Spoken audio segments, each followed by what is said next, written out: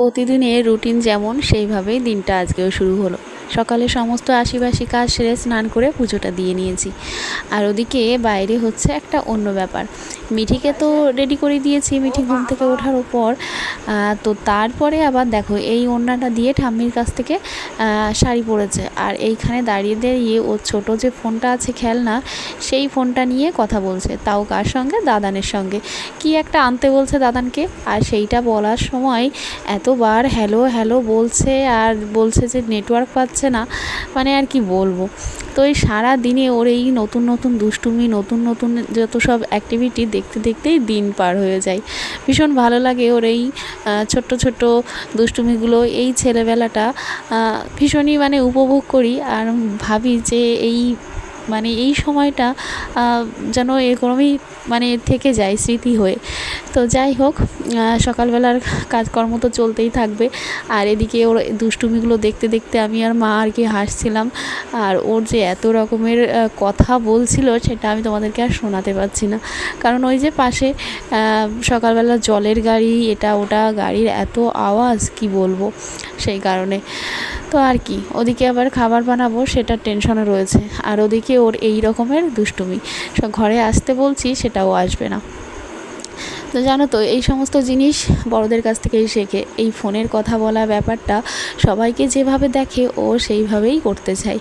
আর জানো তো, ফোন দেওয়াটা বাচ্চাদের কোনো মানে আমার যেটা মনে হয় কোনো বাবা মাই ইচ্ছে করে দেয় না, কিন্তু যেন সংসারের কাজে চাপে কোনো সময় দিতেই হয়। কি করব বলো। তো যাই হোক, আজকে এডিট করার ব্যাপারটা বসলাম রাত সেই 10:30টায়। আর জানো তো, দুদিন ধরে এডিট করতে পারছি না, কারণ ঘরে গেলেই ঘুম পেয়ে যায়। আর ওই যে বললাম, বড়দের কাছ থেকেই যেটা দেখে সেটা শেখে। কিন্তু জানো তো, আমি সারাদিনে ওই ফোনটা আমার যখন এডিট করব কিংবা কোনো কাজ, তখনই ধরতে পারি, নয়তো ওই যে সারাদিন ধরে ফোন ঘাটাঘাটি, সেই ব্যাপারটা তো মোটেই না। তো আর কি, এই যে চলে এলাম রান্নাঘরে, আর এসেই মিঠির সুজিটাকে একটু হালকা করে ভেজে নিচ্ছি। আগে থেকে তো ভেজে রাখাই হয় কৌটোয় করে, এখন একটু বাটার দিয়ে হালকা করে নাড়াচাড়া দিয়েই একটু বানিয়ে নেব। তো যাই হোক, হ্যালো এভরিওয়ান, গুড মর্নিং। কেমন আছো তোমরা সবাই? আশা করি সবাই খুব ভালো আছো। নতুন দিন, নতুন সকালে নতুন একটা ব্লগ নিয়ে আমি হাজির হলাম সারাদিনের টুকটাক কাজকর্ম দেখাতে।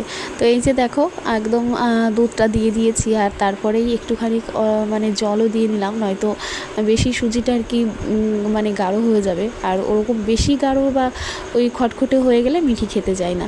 তো যাই হোক, এই দেখো একটু জলও মিশিয়ে দিয়েছি। আর এবার একটু না শক্ত না বেশি ঝোল, ওরকম হলে মিঠি খাবারটা ভালো খাবে। সবাই খুব ভালো আছো। নতুন দিনে একটা নতুন ব্লগ নিয়ে হাজির হলাম। আর পুজো দেওয়া তো হয়ে গেছে, মিঠির অবস্থা দেখে তো হাসতে হাসতে পাগল হয়ে যাচ্ছি।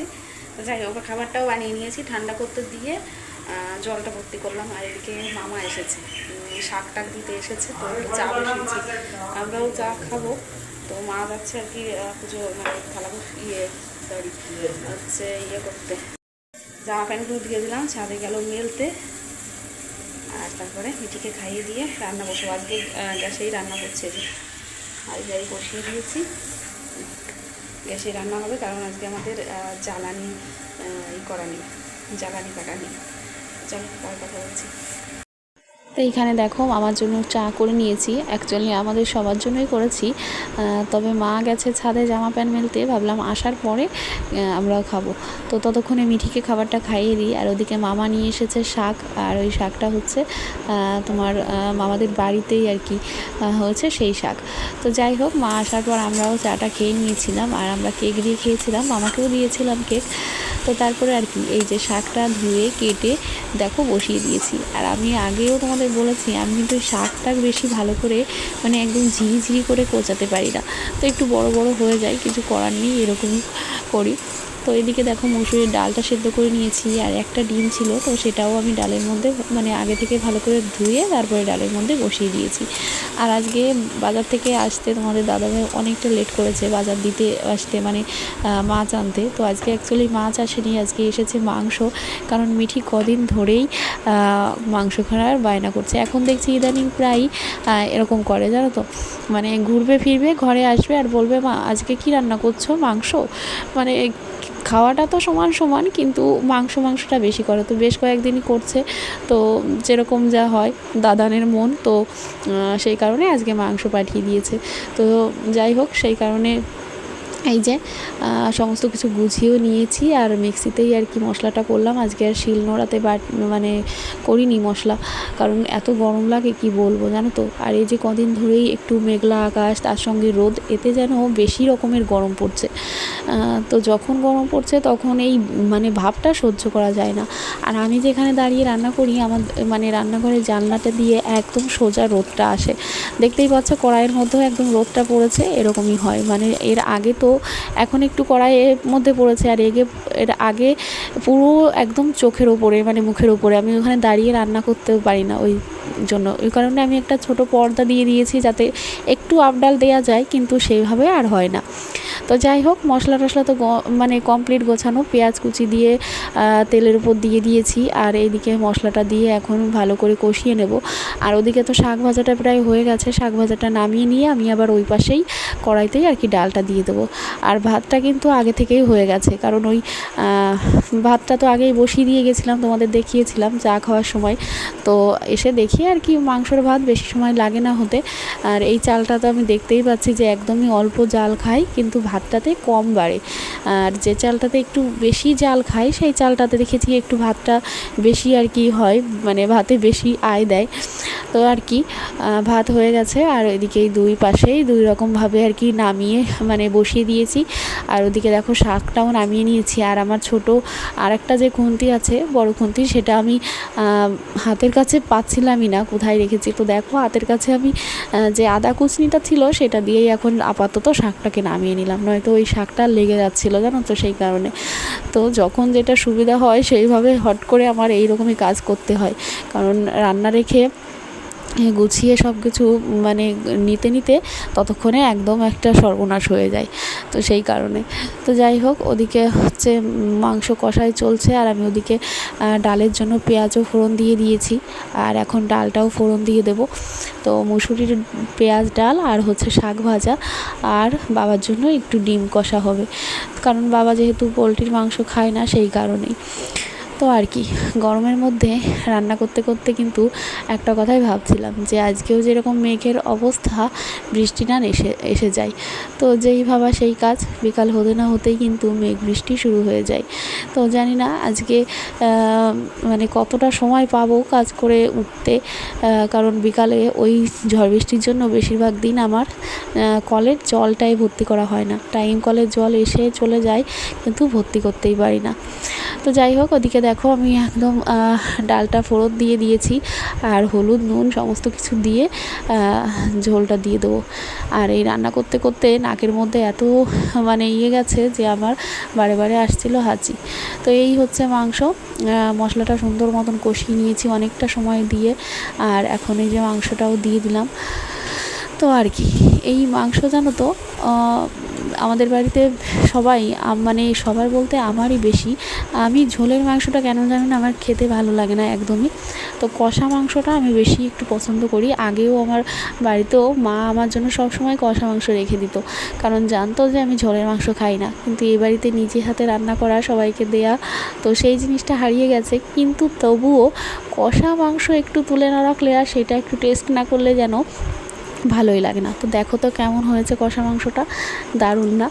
তো যাই হোক, একদম কষানোর পরেই আমি ঝোলটা দিয়ে দিয়েছি। আর তখন আমি ওই ক্লিপটা নিতে পারিনি, কারণ ফোন এসেছিলো একটা, মাকে দিতে গেছিলাম ফোন, মা কথা বলছিল, সেই কারণে। তো এদিকে ঝোলটা সুন্দর মতন ফুটে উঠেছে, আর প্রায় হয়েও এসেছে আর কি। তো তারপরে গরম মশলা দিয়ে সুন্দর মতো নামিয়ে নিয়েছি। আর এদিকে রান্নাবান্না তোমাদের দেখিয়ে দিই, আজকে শাক ভাজা, তার সঙ্গে ডিম কষা ছিল, আর ওখানে রয়েছে ছোট বাটিতে মানে মিষ্টির জন্য একটু তুলে রেখেছি। এদিকে ডাল রয়েছে, আর এদিকে রয়েছে মাংস। এই হচ্ছে আজকে রান্নাবান্না। আর ওদিকে কিন্তু আমার থালা বাসন টাসন সমস্ত কিছু ধোয়াধুয়িও হয়ে গেছে। রান্নাবান্না কমপ্লিট, থালা বাসন ধুলাম। আজকে একটু আগেই হয়েছে, গ্যাসে তো, ওই জন্য একটু আগেই হয়েছে। ধুয়ে মিঠিকে ভাত খাওয়ালাম, এখন হচ্ছে আমরা খাওয়া দাওয়া করবো। ভাত গুছিয়ে দিয়েছি, মা নিয়ে গেল ধরে ধরে, আমি যে তরকারি তুলছি, দেখবে অ্যাকচুয়ালি এখন খাওয়া দাওয়া হবে ডাল টাল দিয়ে, তাও তোমার দাদাভাই যদি আমাদের একটু খাই সেই কারণে। হ্যাঁ,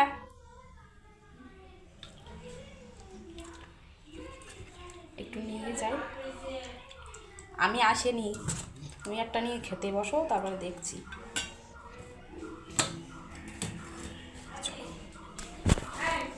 এদিকে খাবার দাবার সমস্ত কিছু গুছিয়ে নিয়েছি। আর এইখানে কি রয়েছে তোমরা বলো তো। অ্যাকচুয়ালি আমি প্রায় দিনই মাংস নামানোর পর কড়াইতে যে ঝোলটা থাকে তার মধ্যে অল্প একটু ভাত দিই আর 2-1 পিস আলু মাংস দিয়ে একটু নাড়াচাড়া করে নামিয়ে নিই, কেন জানি না বেশ ভালো লাগে।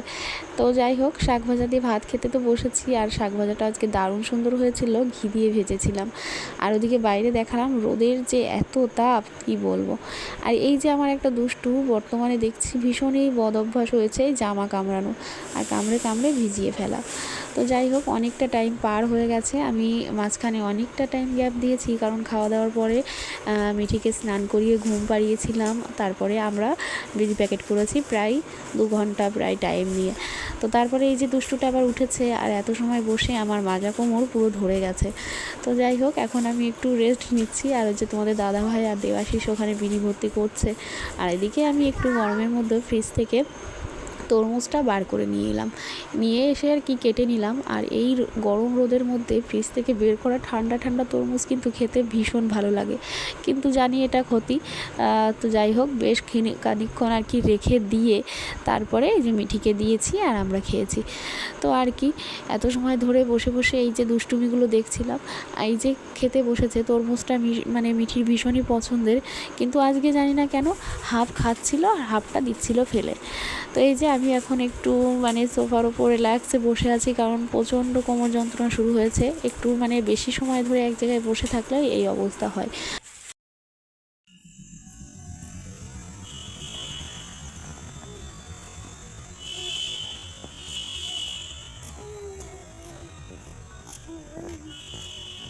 সারাদিন কাজকর্মের পর বিকালে এই ছাদে এসে সারাদিনের ক্লান্তিটা যেন দূর হয়ে যায়। আজকে বিকালে বৃষ্টি হয়নি, আকাশটা ছিল দারুণ সুন্দর, তাই না? তো যাই হোক, সন্ধ্যা দেখিয়ে সন্ধ্যার পরে একটু টিফিন বানিয়ে নিলাম। তোমাদের দাদাভাই আর কি টোস্ট এনে রেখেছিল, আর বাড়িতে তো ছিলই ফ্রিজে ডিম, তো তাই দিয়েই একটু ডিম টোস্ট বানিয়ে নিলাম। কেমন হয়েছে অবশ্যই জানিও। তো আজকে যাই হোক, ভিডিওটা এখানেই শেষ করছি। কেমন লাগলো তোমাদের অবশ্যই জানিও। তো আজকের মতন এইটুকু। সবাই ভালো থেকো, সুস্থ থেকো, আর অবশ্যই আমার পাশে থেকো। টাটা।